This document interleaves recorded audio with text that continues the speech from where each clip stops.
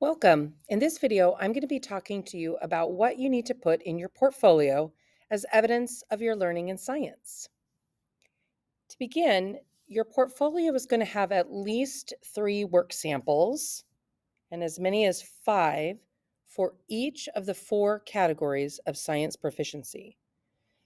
For example, there should be at least 3, but no more than 5 in standards and skills, thinking as a scientist, community, and reflection.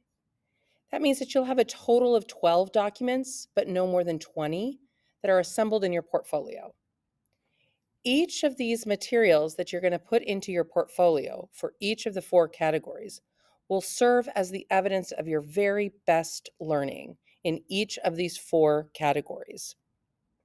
So you're going to take the time to get your portfolio and look through everything that you have. There's a lot of work in there because there's been a lot of learning and a lot of things that we've done this semester. So you're going to find the documents that you plan to keep that really show you the evidence.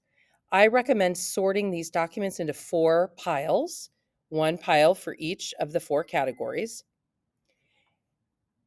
Then, once you think that you have all the documents that you need, you'll organize them by section. So again, once you have those 4 piles with all the documents you want, you can just put them in order, put them all together, and then you can add them back into your portfolio. You also want to add the proficiency tracker that we did on day 1, or our first step of our portfolio, and you can just add that to the front or the back of your portfolio. Finally, you can recycle or take home any of the documents that you are not going to be using as evidence for your proficiency in science in semester 1. Note that as you look down at the 4 areas, there are a few important things I want to point out. First, the pink, anything highlighted in pink was from our collisions unit. Anything highlighted in blue is from our speakers unit. Anything that isn't highlighted was from both.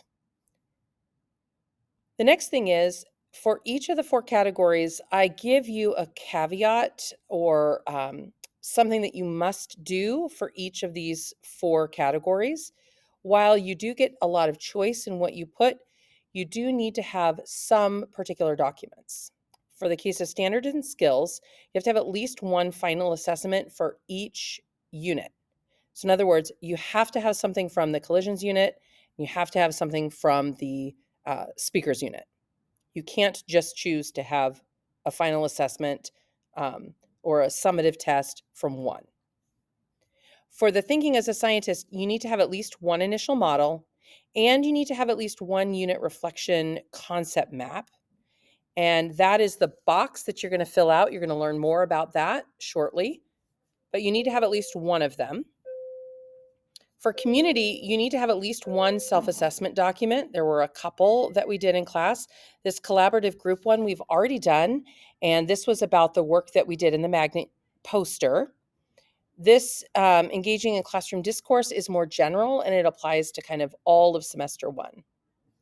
And then finally, for the reflection, you need to have at least 1 unit reflection, and that is the same document as this one up here, the chart that you make, the concept map. But in this case, it'll be focused on the reflection questions on the back. All right, scientists, I'm looking forward to seeing all of your work and evidence of learning.